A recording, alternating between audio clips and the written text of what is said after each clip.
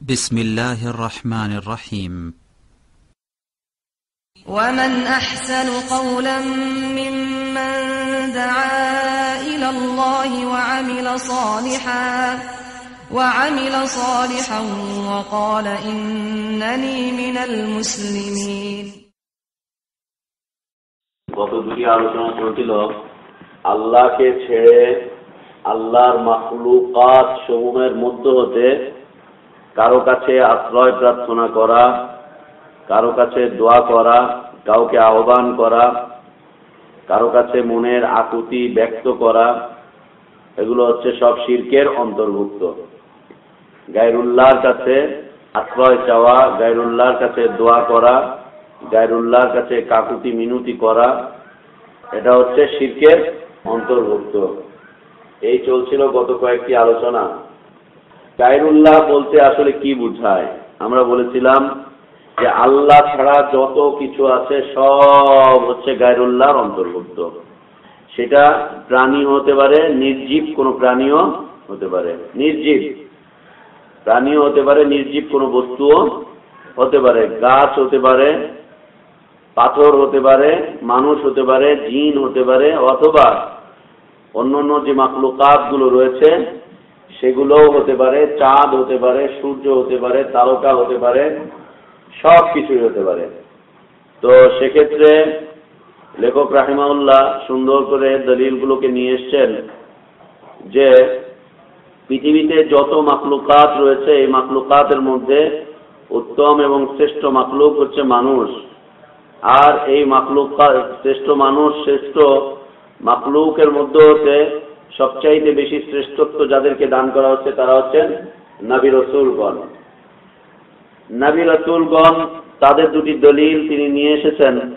একজন হচ্ছে পৃথিবীর প্রথম মানুষ আদম আলাইহিস সালাতু ওয়াস সালাম, তার দলিল নিয়ে এসেছেন, এবং দ্বিতীয় দলিল যাকে নিয়ে এসেছেন যে সাইয়্যিদ ওয়ালাদে ইবনে আদম, আদম আলাইহিস সালাতু ওয়াস সালামের সন্তানদের মধ্যে সবচাইতে শ্রেষ্ঠত্ব যাকে দেওয়া হয়েছে তিনি হচ্ছেন কে? মুহাম্মদুর রাসূলুল্লাহ সাল্লাল্লাহু আলাইহি ওয়াসাল্লাম। তারও দলিল তিনি নিয়ে এসেছেন।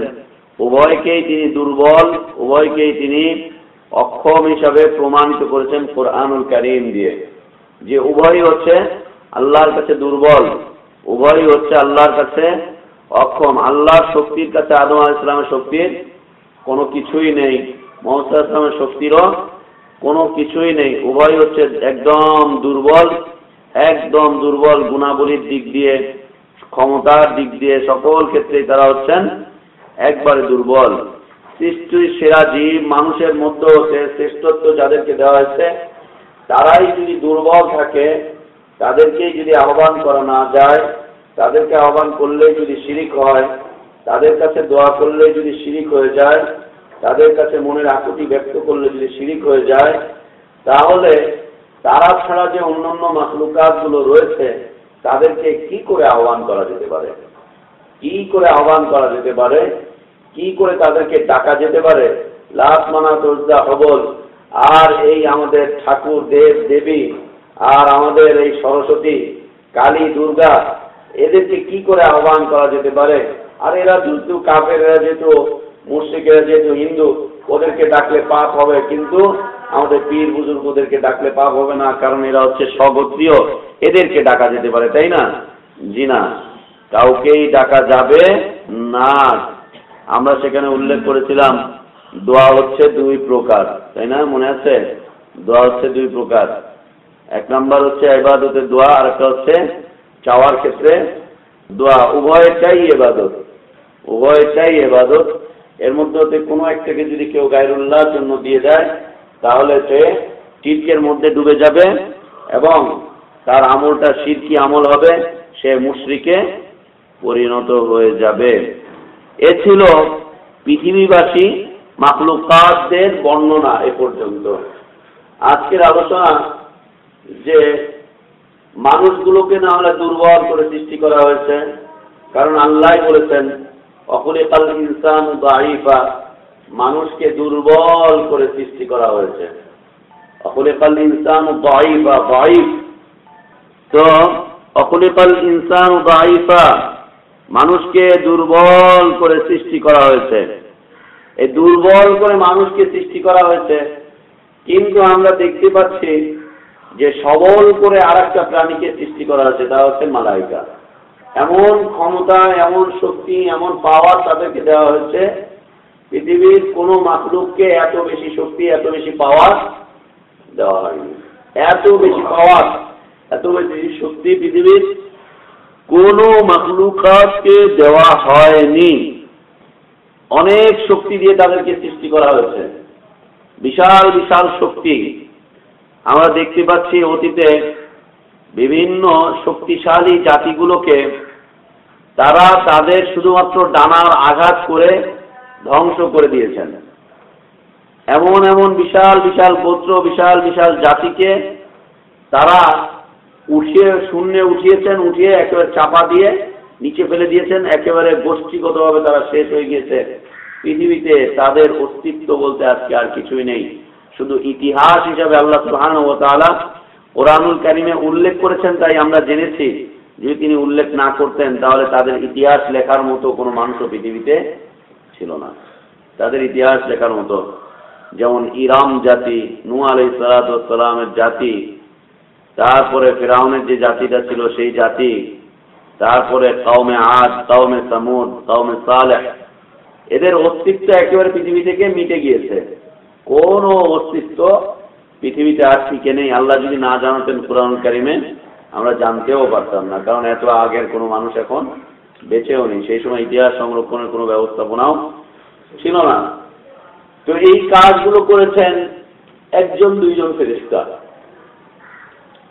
যেমন তায়েফের ময়দানে আল্লাহ রাসূল সাল্লাল্লাহু আলাইহি ওয়াসাল্লামকে যখন আহত করে দেওয়া হলো, তার শরীর থেকে যখন রক্ত ঝরল, অজ্ঞান হয়ে পড়লেন, এরপরে একটা পর্যায়ে যখন তার জ্ঞান ফিরে আসলো, জিবরিল আমিন আলাইহিস সালাতু ওয়াস সালাম তার কাছে এসে বলছেন যে ইয়া রাসূলুল্লাহ সাল্লাল্লাহু আলাইহি ওয়াসাল্লাম, এই যে আমার সাথে পাহাড়ের দায়িত্বে নিয়োজিত মালাইকা সে এসেছে, আল্লাহ তাআলা তাকে পাঠিয়েছেন। আপনি যদি এদের ব্যাপারে কোনো সিদ্ধান্ত দেন, এই তায়েফবাসীদের ব্যাপারে যদি কোনো সিদ্ধান্ত দেওয়ার থাকে, আপনি সিদ্ধান্তটি দিয়ে দেন। এদেরকে আল্লাহ পাঠিয়েছেন, আপনার সিদ্ধান্তের অপেক্ষায় এরা রয়েছে। তো পাহাড়ের দায়িত্বে নিয়োজিত ফেরেশতা মালাইকা এসে রাসূলকে সালাম করলেন এবং বলছেন যে ইয়া রাসূলুল্লাহ, বলেন আপনার কি হুকুম। আজকে আল্লাহ ইখতিয়ার দিয়েছে, আপনি আজকে যা বলবেন তাই ঘটবে। এখানে ইখতিয়ার দেওয়া হয়েছে আপনাকে, যা বলবেন আপনি তাই ঘটবে। আপনি বলেন, আপনি যদি বলেন তাহলে এই তায়েফবাসীকে এই দুই পাহাড়ের মাঝখানে নিয়ে, দুই পাহাড়ের মাঝখানে চাপা দিয়ে উপরে উঠিয়ে নিব এবং সেখান থেকে ফেলে এদেরকে সমূলে ধ্বংস করে দিব, শেষ করে দিব, একদম শেষ করে দিব। আল্লাহ রাসূল সাল্লাল্লাহু আলাইহি ওয়াসাল্লাম তিনি বলছেন যে না, এদেরকে এভাবে শেষ করে দিও না। আমি আশাবাদী, আমি আশা ব্যক্ত করছি যে এদের ভবিষ্যৎ বংশধরেরা আল্লাহ তাওহীদকে মেনে নিবে, আমার দাওয়াতকে তারা মেনে নিবে, বুঝে নিবে। ভবিষ্যতের এরা হয়তো না মানতে পারে, কিন্তু এদের ভবিষ্যৎ বংশধরদের থেকে আল্লাহ তাআলা তার দ্বীনের জন্য লোককে তৈরি করে দিবেন। আর দেখাও গেল তাই। আজকে যে হাদিস গ্রন্থগুলোতে সবচেয়ে শ্রেষ্ঠ মুহাদ্দিস হিসেবে যাকে পাওয়া যাচ্ছে, আবু হুরায়রা রাদিয়াল্লাহু আনহু, তিনিও ছিলেন এখানকারই মানুষ। আরো অসংখ্য তাবী ছিলেন যাদের জন্য প্রথম দোয়া করেছিলেন তায়েফবাসীদের জন্য যে আল্লাহুম্মা দি কওমি ফাইন্নাহুম লা ইয়ালামুন। মক্কা থেকে তায়েফ অনেক দূর, মক্কা থেকে প্রায় 150-200 কিলোমিটার দূর। এত দূর পথ রাসূলুল্লাহ সাল্লাল্লাহু আলাইহি ওয়াসাল্লাম গেলেন, আর যে জাতির সাথে তার তেমন কোনো সম্পর্ক ছিল না, সে জাতির কথা আল্লাহর কাছে বলছেন, আল্লাহুম্মা দি কওমি, আল্লাহ তুমি আমার কওমকে হিদায়াত দিয়ে দাও। অথচ তারা তার কওমের অন্তর্ভুক্ত ছিলেন না। সে এই হিসাবে দোয়া করেছেন যে আমি এই পর্যন্ত দাওয়াত নিয়ে এসেছিলাম, এরা হচ্ছে আমার দাওয়াতের কওম, উম্মাতুদ দাওয়া। তো তাদের জন্য তিনি দোয়া করছেন। তো এই রকম অসংখ্য মালাইকাকে আল্লাহ সুবহানাহু ওয়া তাআলা সৃষ্টি করেছেন, অসংখ্য ফেরেশতাকে আল্লাহ সুবহানাহু ওয়া তাআলা সৃষ্টি করেছেন বিশাল বিশাল ক্ষমতা দিয়ে। জিবরিল আমিন আলাইহিস সালাতু ওয়াস সালাম তাকে আল্লাহ সুবহানাহু ওয়া তাআলা সৃষ্টি করেছেন 600 ডানা দিয়ে। এই 600 ডানার মধ্যে হতে একটি ডানা এত বড়, এর পরিধি এত বেশি, এই একটি ডানাকে যদি পৃথিবীর উপরে ছড়িয়ে দেওয়া হয় সারা পৃথিবী অন্ধকারাচ্ছন্ন হয়ে যাবে, পুরো পৃথিবী অন্ধকারাচ্ছন্ন হয়ে যাবে। এবং পুরো পৃথিবীকে একটি ডানার উপরে উঠিয়ে নেওয়ার ক্ষমতা আল্লাহ সুবহানাহু ওয়া তাআলা তার ডানার মধ্যে দিয়েছেন। একটি ডানার উপরে পুরো পৃথিবীকে উঠাতে পারেন, পুরো পৃথিবীর ভার নিতে পারেন একটি ডানার উপরে। এইরকম 600 ডানা দিয়ে আল্লাহ সুবহানাহু ওয়া তাআলা তাকে সৃষ্টি করেছেন। তাহলে তাকে কত বড় ক্ষমতা দিয়ে আল্লাহ সুবহানাহু ওয়া তাআলা সৃষ্টি করেছেন। এই যাকে তিনি এত বড় ক্ষমতা দিলেন, তাহলে এই ক্ষমতাবান মাখলুকের যিনি স্রষ্টা, যিনি তাকে সৃষ্টি করেছেন, তার ক্ষমতা কত বেশি, তার ক্ষমতা কত বেশি। এরকম অসংখ্য মালাইকা যাদের নাম আমরা জানি, জিবরিল, মিকাইল, ইসরাফিল, আজরাইল, তাই না, মালাকুল মাউত। জিবরিল, মিকাইল, ইসরাফিল, মালাকুল মাউত, রিদওয়ান, মালিক, জান্নাতের দায়িত্বে নিয়োজিত মালাইকা, জাহান্নামের দায়িত্বে নিয়োজিত মালাইকা, কিরামান কাতিবিন, সম্মানিত 2 জন লেখক, তারপরে কবরের সওয়াল জবাবের দায়িত্বে নিয়োজিত মালাইকা, এই দুনিয়াতে ভূমিকম্পের দায়িত্বে নিয়োজিত মালাইকা, পানির দায়িত্বে নিয়োজিত মালাইকা, মানুষের আমলনামা লেখার দায়িত্বে মালাইকা, রাস্তায় রাস্তায় ডিউটিরত মালাইকা, দ্বীনি মসজিদগুলোতে এসে বসা মালাইকা, অসংখ্য মালাইকাকে, নাম জানা এবং না জানা অসংখ্য মালাইকাকে আল্লাহ সুবহানাহু ওয়া তাআলা সৃষ্টি করেছেন। এর সঠিক গণনা একমাত্র আল্লাহই জানেন, একমাত্র আল্লাহই জানেন। আল্লাহ রাসূল সাল্লাল্লাহু আলাইহি ওয়াসাল্লাম তাদের সংখ্যাধিক্য বুঝাতে গিয়ে তিনি সাহাবীদেরকে বলছেন যে তিনি যখন মেরাজে গেলেন, সেখানে গিয়ে বাইতুল মামুর, 7ম আসমানে বাইতুল মামুর একটি মসজিদ, সেখানে তিনি সালাত আদায় করলেন। অসংখ্য মালাইকা, প্রায় 70,000 মালাইকা তার পিছনে সালাত আদায় করলেন। তিনি সেখানে সালাত পড়ালেন, তিনি সেখানে সালাত পড়লেন, পড়ার পর তিনি সেখানকার বর্ণনা দিচ্ছেন যে বাইতুল মামুরে 70,000 মালাইকা একসাথে সালাত পড়ার মতো ক্যাপাসিটি রয়েছে, এত বড় একটা মসজিদ যে 70,000 মালাইকা একসাথে সালাত পড়তে পারেন। আর যেই মালাইকা একবার সেখানে সালাত পড়ার হুকুম পায়, অনুমতি পায়, সে জীবনে দ্বিতীয়বার আর অনুমতি পাবে না। এইভাবে 24 ঘন্টা, সারা বছর, সারা মাস চলেই যাচ্ছে পৃথিবীর শুরু থেকে নিয়ে, আসমানের শুরু থেকে নিয়ে শেষ পর্যন্ত, একেবারে কিয়ামত পর্যন্ত এটা চলতেই থাকবে। এক গ্রুপ যারা প্রবেশ করে, যারা আর দ্বিতীয়বার এখানে প্রবেশ করার অনুমতি পাবে না, দ্বিতীয়বার আর অনুমতি পাবে না। এখন এটা অর্থগতভাবে যে চলা চলছে তা নয়, র্যান্ডম সব সময় চলেই যাচ্ছে, কোনো একটা মুহূর্ত খালি নেই। এক গ্রুপ পড়ে যাচ্ছে, বেরিয়ে যাচ্ছে, আর এক গ্রুপ প্রবেশ করছে, সে বেরিয়ে যাচ্ছে, আর এক গ্রুপ প্রবেশ করছে, এরা বেরোচ্ছে, আর এক গ্রুপ প্রবেশ করছে। কিয়ামত পর্যন্ত চলতে থাকবে। প্রথম গ্রুপ আর দ্বিতীয়বার সেখানে প্রবেশের অনুমতি পাবে না। এত বেশি পরিমাণ মালাইকা আল্লাহ সুবহানাহু ওয়া তাআলা সৃষ্টি করেছেন। মানুষ আর কয়টা আদমশুমারি করলে জানা যাচ্ছে। জিনদের মধ্যে শুমারি যদি করা হয় তাহলে সেটাও জানা যাবে যে তোমরা কত আছো, তুমি গুনে গুনে দাও। এই মালাইকাকে কে গুনবে, কে গুনবে? এর সঠিক সংখ্যা একমাত্র আল্লাহ সুবহানাহু ওয়া তাআলাই জানেন। আল্লাহ রাসূল সাল্লাল্লাহু আলাইহি ওয়াসাল্লাম থেকে একটি বর্ণনা পাওয়া যায় যে তিনি বলছেন যে এত মালাইকা দিয়ে ভরপুর হয়ে আছে আকাশ, এত মালাইকা দিয়ে ভরপুর হয়ে আছে আকাশ, যে অবস্থাটা হচ্ছে যে পায়ের বৃদ্ধাঙ্গুলি ফেলার মতো জায়গা, পায়ের বৃদ্ধাঙ্গুলির উপরেও যদি ভর করে হাঁটতে হয় তাহলে এই বৃদ্ধাঙ্গুলি ফেলার মতো জায়গা নেই। তারা ওইখানে কি করছে? সর্বক্ষণ তারা আল্লাহ হাম, সানা, তাসবিহ, তাহলিলে নিয়োজিত রয়েছেন। সর্বক্ষণ তারা আল্লাহ তাসবিহ তাহলিল করছেন। এই সমস্ত মালাইকাদের মধ্যে হতে একজন মালাইকা, তিনি হচ্ছেন মিকাইল আলাইহিস সালাতু ওয়াস সালাম, আরেকজন হচ্ছেন ইসরাফিল আলাইহিস সালাতু ওয়াস সালাম। কত ক্ষমতা দিয়ে আল্লাহ সুবহানাহু ওয়া তাআলা তাকে সৃষ্টি করেছেন।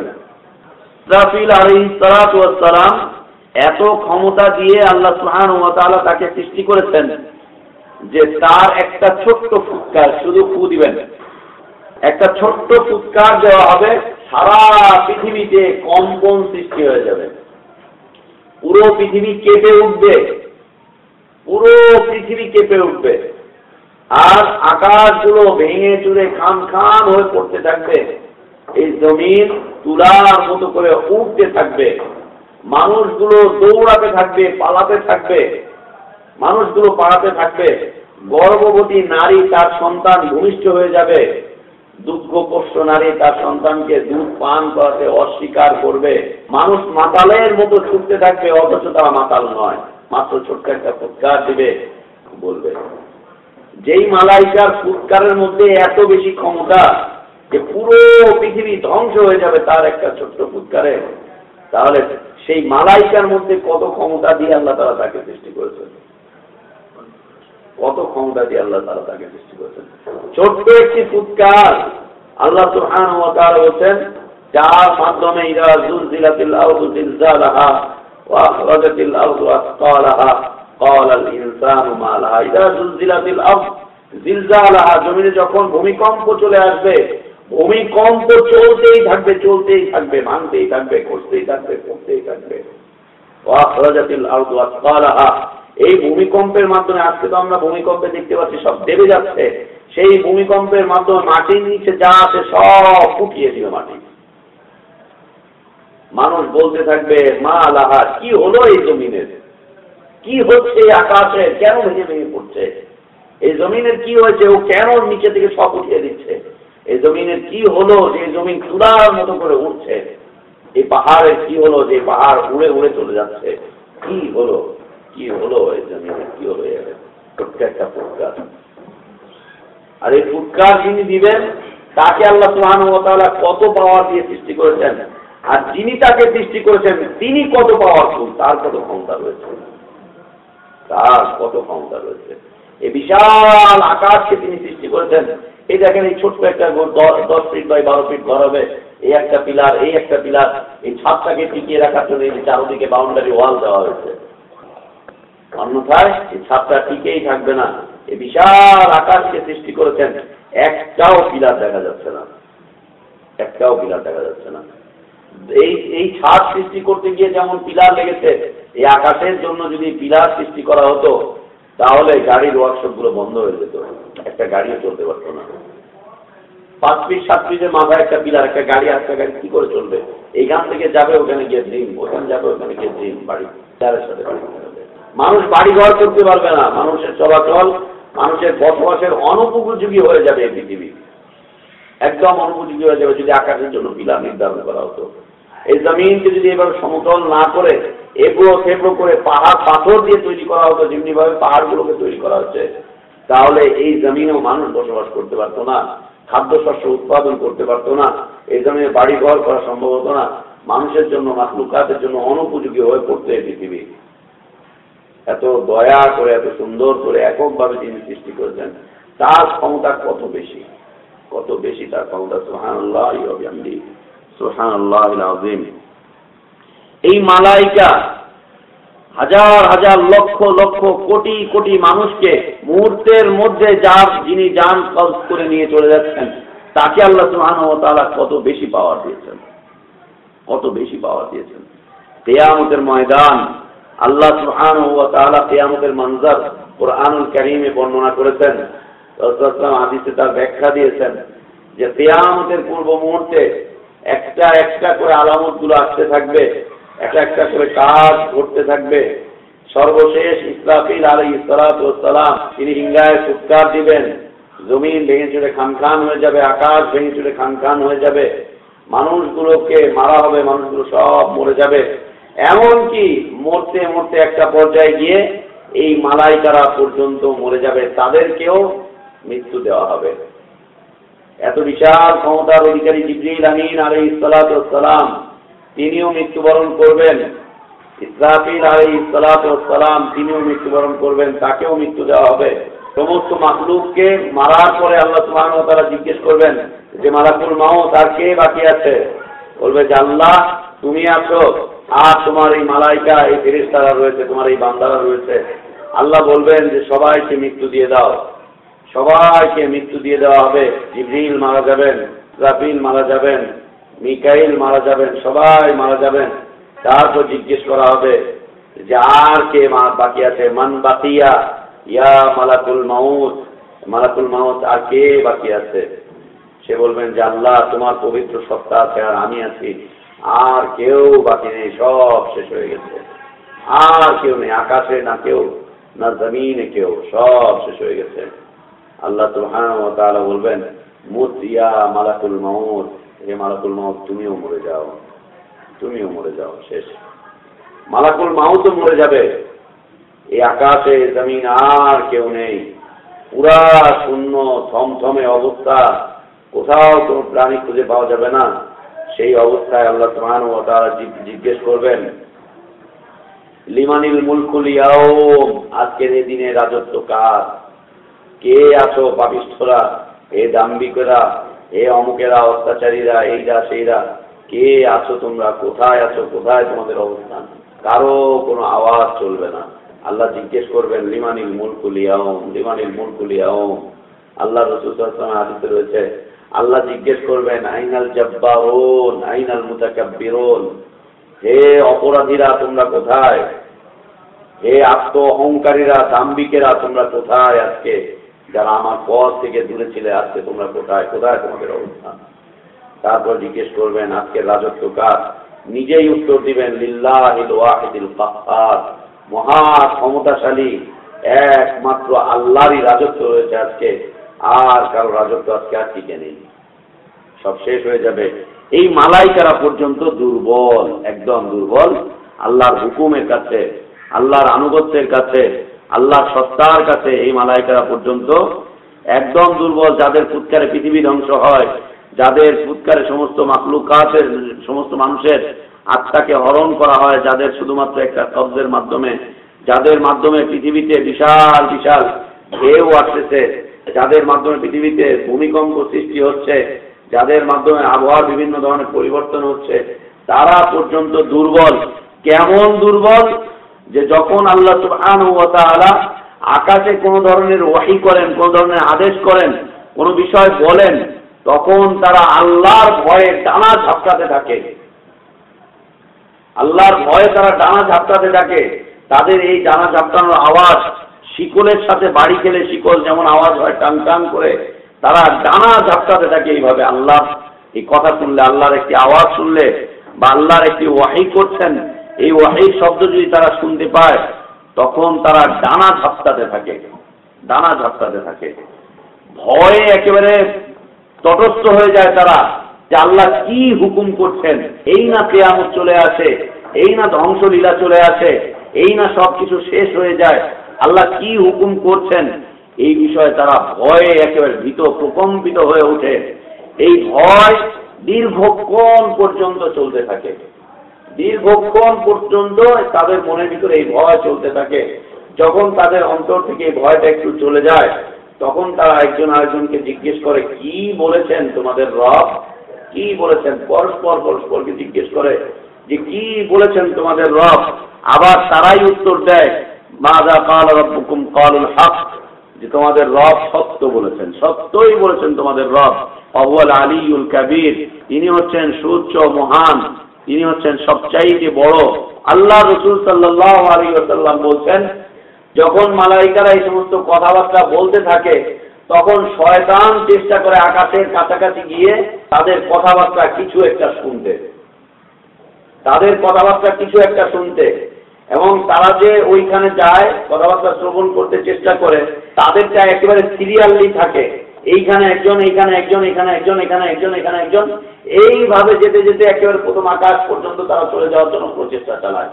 ওইখানে প্রথম যে ব্যক্তি শুনলো সে দ্বিতীয় ব্যক্তির কাছে, সে তৃতীয় ব্যক্তির কাছে, সে চতুর্থ ব্যক্তির কাছে, সে পঞ্চম, সে ষষ্ঠ, এইভাবে আস্তে আস্তে একেবারে জমিন পর্যন্ত এসে জমিনে যে ব্যক্তি রয়েছে, যে শয়তান রয়েছে, ও সোজা চলে যায় হুজুরের কাছে, ও সোজা চলে যায় বুজুর্গের কাছে অথবা জ্যোতিষীর কাছে, গিয়ে বলে দেয় যে পৃথিবীতে এখন এই ঘটবে, আকাশে এই সিদ্ধান্ত হয়ে গিয়েছে। আর ওর সাথে এর সাথে আরো কতটা কথা মিলিয়ে ও মানুষের সামনে প্রচার করে, প্রচার করার পরে একটা ঘটনা ঘটে যায়, আল্লাহ নির্ধারিতভাবে ঘটনা ঘটান, ঘটনা ঘটে আর হুজুরের কেরামতি বেড়ে যায়, ঘটে ঘটনা আর কেরামতি বাড়ে হচ্ছে হুজুরের। এইভাবে করে তারা সিলসিলা দিয়ে সাহাবী বুঝাচ্ছেন হাতের তালু দিয়ে যে তারা এইভাবে একেবারে এইভাবে করে উপর পর্যন্ত যায়, আবার এখান থেকে এইভাবে নেমে চলে আসে সংবাদগুলোকে। এই যে ওইখান পর্যন্ত যাওয়া, এই ঘটনাবলী শ্রবণ করা, এই তিনটা অবস্থা ছিল। একটা হচ্ছে নবুয়তের পূর্বের অবস্থা। নবুয়তের পূর্বে আল্লাহ রাসূল সাল্লাল্লাহু আলাইহি ওয়াসাল্লামের উপর যখন নবুয়ত আসে তার পূর্বে, তখন তারা প্রচুর পরিমাণে সেখানে চলে যেত, অহরহ তারা যাতায়াত করত এবং বিভিন্ন ঘটনাগুলিকে তারা শুনতে পারত। মালাইকা যে সমস্ত কথাবার্তা বলছে এগুলো শুনতে পেত, এগুলা শুনে তারা জ্যোতিষীর কাছে এসে বলতো, আর জ্যোতিষীরা সেই কথাগুলোকে মানুষের সামনে বলতো, পৃথিবীতে ঘটনা ঘটে যেত, আর সেই সময় মানুষগুলো মুশরিকে পরিণত হয়ে যেত। তারা জানতো যে হ্যাঁ, এই যে জ্যোতিষী সে তো আলিমুল গায়েব, সে তো গায়েবের সংবাদ জানে, আগামীকালকে এই ঘটনা ঘটবে সে বললো কি করে, ওই এলাকায় এটা হবে সে বললো কি করে, এ তো আলিমুল গায়েব। মানুষগুলো শিরকের মধ্যে পতিত হতো শয়তানের এই কার্যক্রমের মাধ্যমে। যখন রাসূলের প্রতি ওহী করা হলো, তখন শয়তানের সেখানে যাওয়া একদম বন্ধ করে দেওয়া হলো, আর যেতেই পারছে না।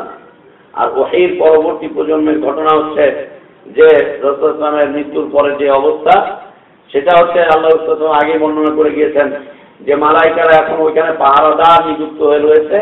যখনই কোন শয়তান ওইখানে যাওয়ার জন্য প্রচেষ্টা চালায়, তখনই তারা ওইখান থেকে উল্কি নিক্ষেপ করে, আগুন নিক্ষেপ করে। এই আগুনে কখনো কখনো শয়তানগুলো একেবারে পুড়ে বসীভূত ছাই হয়ে যায়, কখনো কখনো তারা সরে যে বেঁচে যায়, কিন্তু তারা আর ওইখান থেকে কিছু শুনতে পায় না। হালকা আওয়াজ যদি ফেরেশতাদের কথোপকথন, মালাইকাদের কথোপকথন কিছু শুনতে পারে, তাহলে তার সাথে আরো হাজার হাজার কথাবার্তা মিলিয়ে এনে জমিনে যে সমস্ত গায়েব দাবিদার লোকজন রয়েছে তাদের কাছে বলার পরে তারা এই সমস্ত কথাবার্তা বলে তারা মানুষকে মুশরিকে পরিণত করে ফেলে। এ হচ্ছে তিনটা অবস্থা। এই তিনটি অবস্থা ছিল। তো মালাইকারা যখন দেখে যে আল্লাহ সুবহানাহু ওয়া তাআলা কিছু বলছেন, কিছু বলার জন্য, কিছু আদেশ করার জন্য আল্লাহ তাআলা হুকুম করছেন, তখনই তারা ডানা ঝাপটাতে থাকে আল্লাহর ভয়ে। দ্বিতীয় আরেকটি বর্ণনা রয়েছে যে আল্লাহ রাসূল সাল্লাল্লাহু আলাইহি ওয়াসাল্লাম বলেছেন যে যখন আল্লাহ সুবহানাহু ওয়া তাআলা কোনো কিছু বলেন, তখন মালাইকারা তাদের ডানা ঝাপটাতে ভয়ে চোটে ডানা ঝাপটাতে তারা সিজদায় পড়ে যায় এবং সেখানে গিয়ে তারা অজ্ঞান হয়ে যায়। আল্লাহর ভয়ে তারা সিজদায় পড়ে অজ্ঞান হয়ে যান তারা। তাদের ডানা ঝাপটানোর আওয়াজ হচ্ছে তাদের ডানা ঝাপটানোর আওয়াজ হচ্ছে শিকল যেভাবে পাথরের সাথে বাড়িকে টং টং করে ওঠে, ঠিক একই রকম ভাবে তাদের বাড়িকে টং টং করে উঠতে থাকে তাদের এই আওয়াজগুলো, এবং তারা ভীত হয়ে প্রকম্পিত হয়ে সিজদায় পড়ে যায় আর তারা অজ্ঞান হয়ে যান। দীর্ঘক্ষণ এই অবস্থা চলতে থাকে। এর মধ্যে হতে সর্বপ্রথম জিবরিল আলাইহিস সালাতু ওয়াস সালাম তিনি মাথা উঠান, তিনি সর্বপ্রথম মাথাকে উঠান, তিনি সর্বপ্রথম উঁচু হন। মাথাকে উঠানোর পরে আল্লাহ সুবহানাহু ওয়া তাআলা তাকে ওহী করেন। এই ওহী করার পরে তিনি এই ওহীটা নিয়ে সোজা চলে আসেন যার কাছে তাকে ওহী পাঠানো হয়, তিনি তার কাছে চলে আসেন। আর সেই সময় মালাইকাগুলো তার কাছে জিজ্ঞেস করতে থাকেন যে কি বলেছেন আমাদের রব। তিনি শুধু এতটুকুই বলেন যে আমাদের রব সত্য কথা বলেছেন, আমাদের রব সত্য কথা বলেছেন। এই বলতে বলতে তিনি একেবারে নবী পর্যন্ত চলে আসেন। নবীর কাছে এসে তিনি ওয়াহী আল্লাহ সুবহানাহু ওয়া তাআলা যা বলেন সেগুলোকে এসে তিনি বর্ণনা করে দেন। এরপর তিনি আবার প্রত্যাবর্তন করেন। এই মালাইকারাও হচ্ছে একদম দুর্বল। আল্লাহর ভয়ে তারা একেবারে অজ্ঞান হয়ে পড়ে, আল্লাহর ভয়ে তারা সিজদায় পতিত হয়ে যায়, আল্লাহর ভয়ে তারা ডানাকে ঝাপটাতে থাকে, ভয়ে চোটে কাঁপতে থাকে, আল্লাহর ভয়ে আকাশ পর্যন্ত কেঁপে ওঠে। আল্লাহ সুবহানাহু ওয়া তাআলা যখন ওয়াহী করতে চান তখন আকাশগুলো পর্যন্ত থরথর করে কেঁপে ওঠে, আকাশ পর্যন্ত থরথর করে কেঁপে উঠে। এই অবস্থা হচ্ছে আকাশ এবং আকাশবাসীদের, যাদেরকে সবচাইতে বেশি ক্ষমতা দেওয়া হয়েছে, তাদেরকেও দুর্বল হিসাবে আল্লাহ সুবহানাহু ওয়া তাআলা উল্লেখ করেছেন। রাসূল সাল্লাল্লাহু আলাইহি ওয়াসাল্লাম তাদেরকেও দুর্বল হিসাবে উল্লেখ করেছেন। সেই মালাইকাদের কাছেও কিছু চাওয়া যাবে না। আর এই পৃথিবীর যে সমস্ত দুর্বল মাখলুক রয়েছে তাদের কাছে কি বা চাওয়া যেতে পারে, তারা কি বা দিতে পারে, তারা কি বা করতে পারে? যদি করতে পারে তাহলে তারা নিজেরাই কেন নিজেদের উপকার করে না? যদি করতে পারে তাহলে তারা নিজেরাই কেন নিজেদেরকে সকল প্রকার কল্যাণ দান করে না? অকল্যাণ থেকে কেন তারা নিজেরা নিজেদেরকে হেফাজত করে না। আল্লাহ তাআলা আমাদেরকে তাওহীদ বোঝার তৌফিক দান করেন, সকল প্রকার শিরিককে শিরিক জেনে তাকে বর্জন করার তৌফিক দান করেন। আল্লাহ আমাদেরকে ঈমানের উপরে অটল অবিচল রাখেন, সব কিছু একমাত্র আল্লাহ কেন্দ্রিক করার তৌফিক আল্লাহ আমাদেরকে দান করেন। জীবনের সকল চাওয়া পাওয়া আল্লাহ থেকে চেয়ে নেওয়ার তৌফিক আল্লাহ আমাদেরকে দান করেন। সকল প্রকার শিরিক থেকে আল্লাহ আমাদেরকে হেফাজত করেন। আল্লাহ আমাদের ইলমে বরকত দান করেন, আল্লাহ আমাদের আমলে বরকত দান করেন, আল্লাহ আমাদের হায়াতে বরকত দান করেন, আল্লাহ আমাদের রিজিকে বরকত দান করেন, আল্লাহ আমাদের সন্তান সন্ততিতে বরকত দান করেন।